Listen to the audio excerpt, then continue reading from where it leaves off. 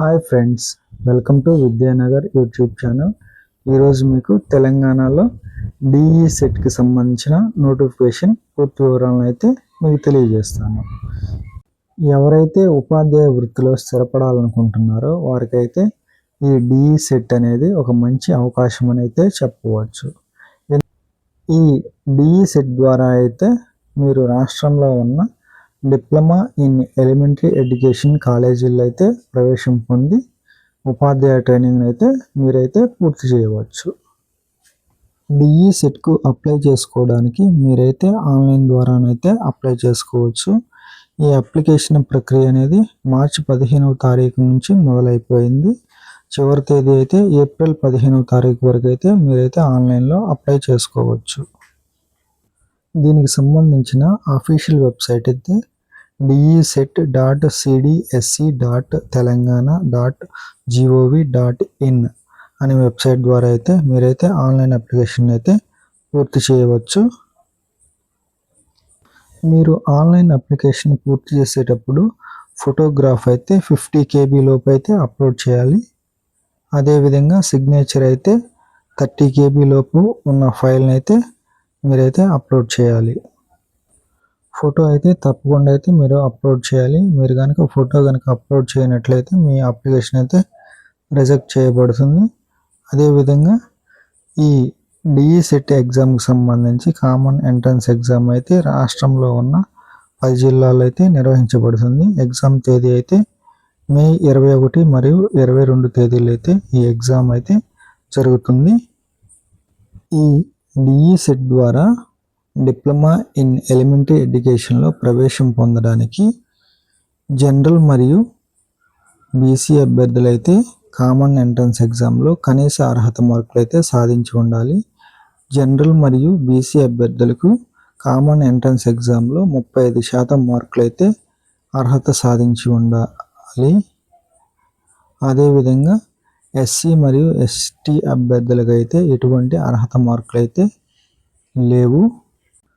SC మరియు ST అభ్యర్థులు 30% కన్నా తక్కువ మార్కులు వచ్చినా కూడా ఈ కోర్సులో అయితే ప్రవేశం పొందవచ్చు. అదేవిధంగా ఎస్సీ మరియు ఎస్టీ అభ్యర్థులు ఎవరైతే ఎన్సిసి స్పోర్ట్స్ కోటా ద్వారా అప్లై చేసుకుంటారో వారైతే తప్పకుండా 30% మార్కులు అయితే అర్హత సాధించి ఉండాలి. డిప్లొమా ఇన్ ఎలిమెంటరీ ఎడ్యుకేషన్లో ప్రవేశం పొందడానికి విద్యార్హత వివరాలు నేను మీకు తెలియజేస్తాను. ఖచ్చితంగా అయితే మీరైతే ఇంటర్మీడియట్ పాస్ అయి ఉండాలి. జనరల్ మరియు బీసీ అభ్యర్థులు అయితే ఇంటర్మీడియట్లో 50% మార్కులతో అయితే పాస్ అయి ఉండాలి. ఎస్సీ ఎస్టీ అభ్యర్థులు మరియు ఫిజికల్లీ హ్యాండిక్యాప్డ్ అభ్యర్థులు అయితే 40% మార్కులతో అయితే ఇంటర్మీడియట్ అయితే పాస్ అయి ఉండాలి. ఎవరైతే పాలిటెక్నిక్ చదివి ఉంటారో వారైతే ఈ కోర్సులో ప్రవేశం పొందడానికైతే అనర్హులు. అదేవిధంగా రాజీవ్ గాంధీ IIIT ద్వారా ఎవరైతే ఇంటర్మీడియట్ చదివి ఉంటారో వారు కూడా ఈ కోర్సుకు అప్లై చేసుకోవచ్చు, వారైతే అర్హులు. అదేవిధంగా తెలంగాణ ఓపెన్ యూనివర్సిటీ ద్వారా ఇంటర్మీడియట్ పాస్ అయిన వారు కూడా ఈ కోర్సులో అయితే ప్రవేశం పొందవచ్చు. ఈ కోర్సులో ప్రవేశం పొందడానికి డిఫెన్స్ కేటగిరీలో పనిచేసే వారి పిల్లలకైతే 2% రిజర్వేషన్ ఉంటుంది.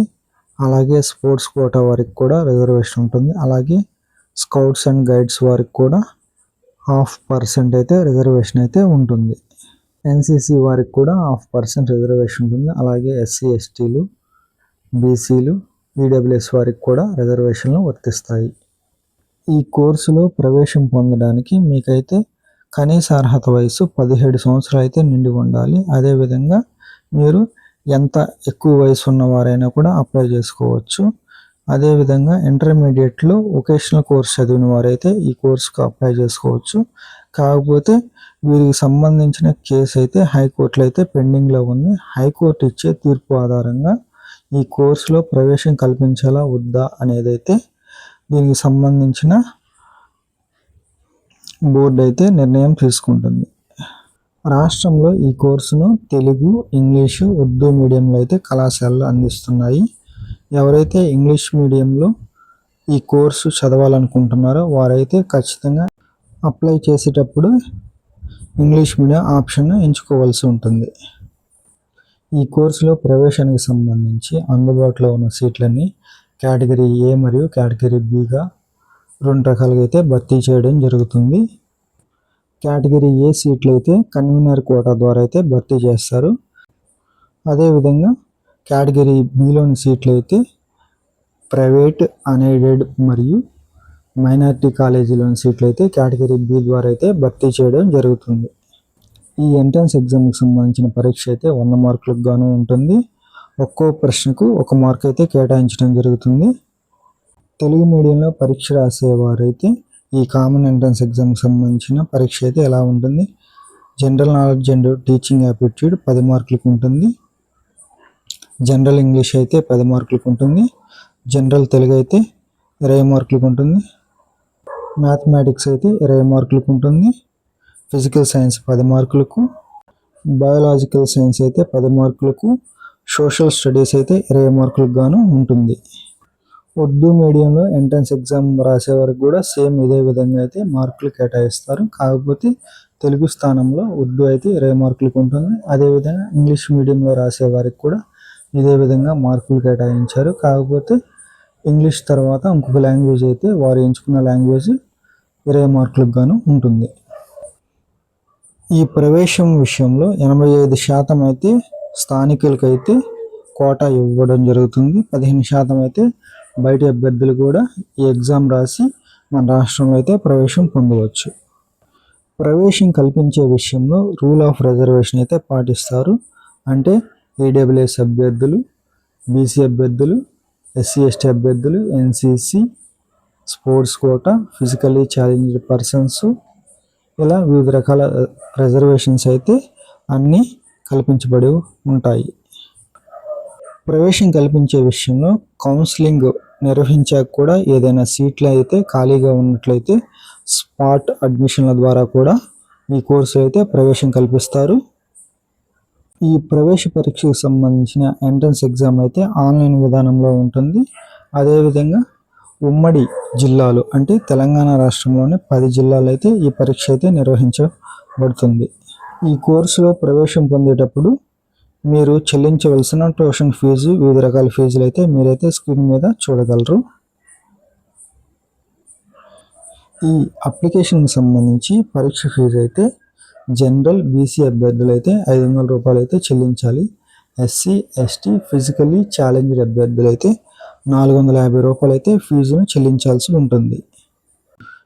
దీనికి సంబంధించి ఆన్లైన్ అప్లికేషన్ పూర్తి చేయడానికి చివరి తేదీ అయితే ఏప్రిల్ 15వ తేదీ అయితే చివరి తేదీ.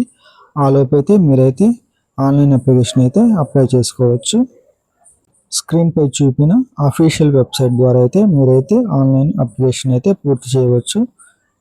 ఈ డిఈ సెట్కి సంబంధించి ముఖ్యమైన తేదీలను అయితే మీరైతే స్క్రీన్పై చూడవచ్చు.